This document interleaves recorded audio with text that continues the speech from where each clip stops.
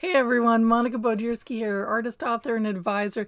Have you ever wondered if you can manifest your vision with a little extra help from Intentional Tarot? If so, stay tuned. I think you're really going to enjoy this video. Welcome to Shadow.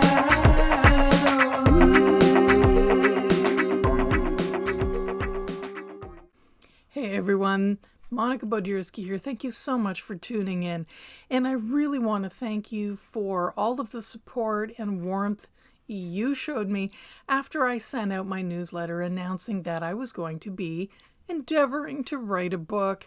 You were so kind to send me responses and tell me how much you were looking forward to reading it. Thank you so much. Don't forget to subscribe if you're enjoying these videos. And also, don't forget to leave your comment. I really do enjoy reading what you have to say.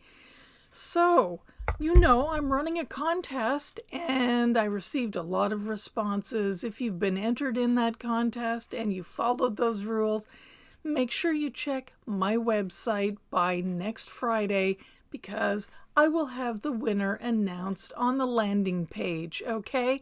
And that lucky winner gets a free reading for a full hour. Thank you so much.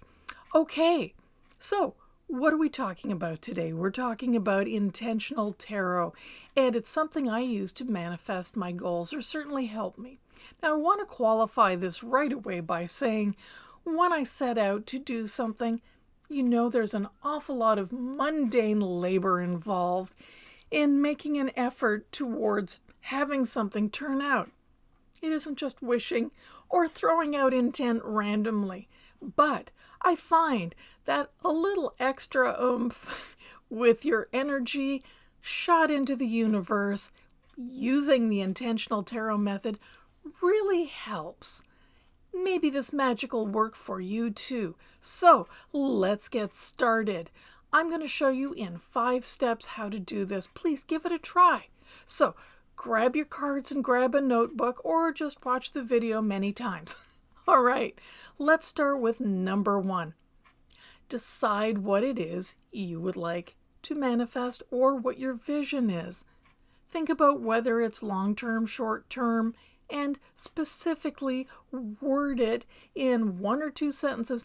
Well, let's just say as concisely and specifically as possible.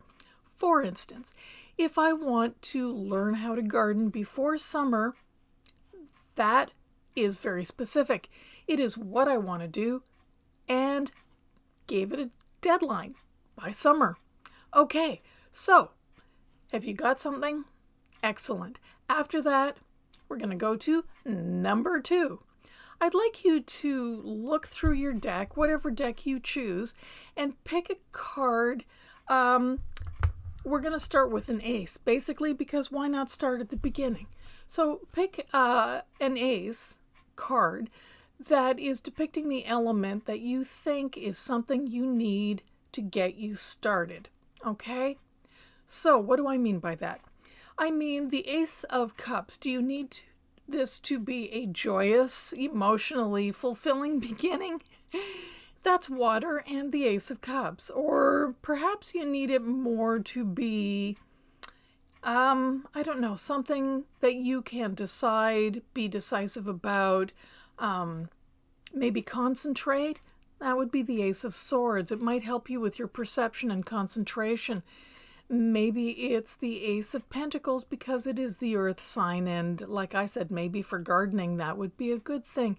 You need to feel secure and solid in that decision and stay with it. Or perhaps you'll choose what I chose, which is the Ace of Wands. And I chose the Ace of Wands because I need fire and passion and motivation.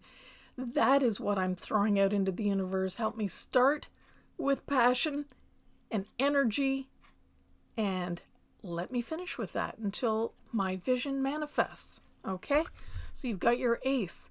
Now I'd like number 3. I'd like you to pick a card that depicts what it is you want to do. Now that might be a little trickier. You're going to have to be creative here. Not everything you pick is going to have an accompanying card, But if you look at the keywords, that might not be as difficult as you think. Maybe you're looking for love. You've got the Lover's card.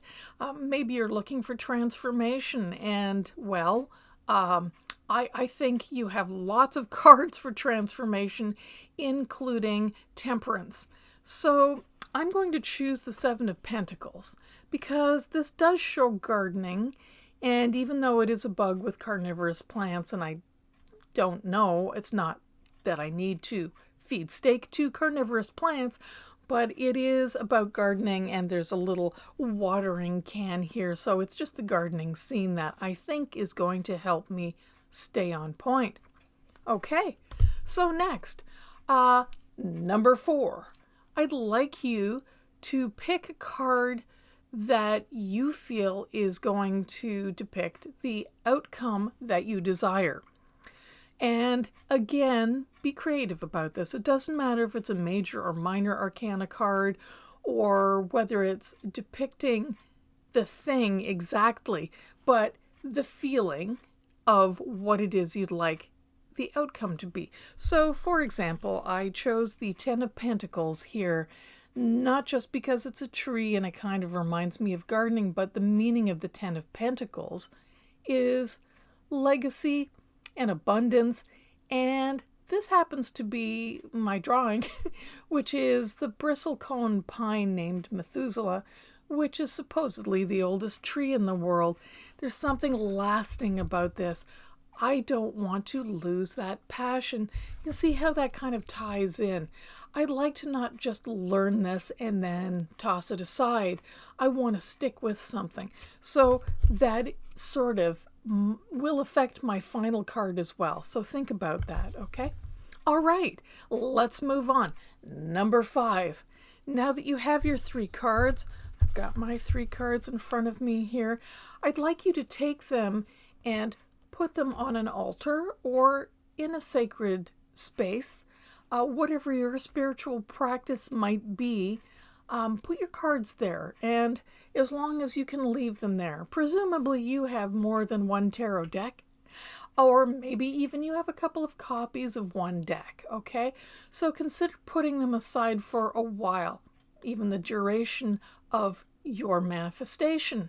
So what about sending this off with a little extra oomph? You bet. I do that on a full moon or a dark moon when the moon is going to wax, okay, or increase, just for that extra little bit of witchy power. So you decide when you'd like to do this. I do light a candle. I focus, I concentrate. Some people may call it meditation. For me, it is envisioning that outcome and how good I'm going to feel, envisioning that gardening, me learning how it's going to look when I'm done, and kind of act and feel as though it's already occurred. And then I say thank you to the universe for bringing that to me and leave an offering for my ancestors. However you do this is up to you and all good, okay? But if you find you are kind of flagging or, maybe not keeping up with what you need to get this vision, look at your cards. Sit with them again. Sit at your altar. Sit at your space. Remind yourself of what your goal is, okay? And what your timeline is. And you know what? I bet you're going to be successful. It's worked for me. So thank you so much, everyone, for listening to this video and watching. And please feel free to leave your comments. Do you do something similar? And have you had good outcomes? Don't forget to check my website to see if you won that free reading. Thanks, everyone. Have yourselves a wonderful week, and I'll talk to you soon. Bye-bye.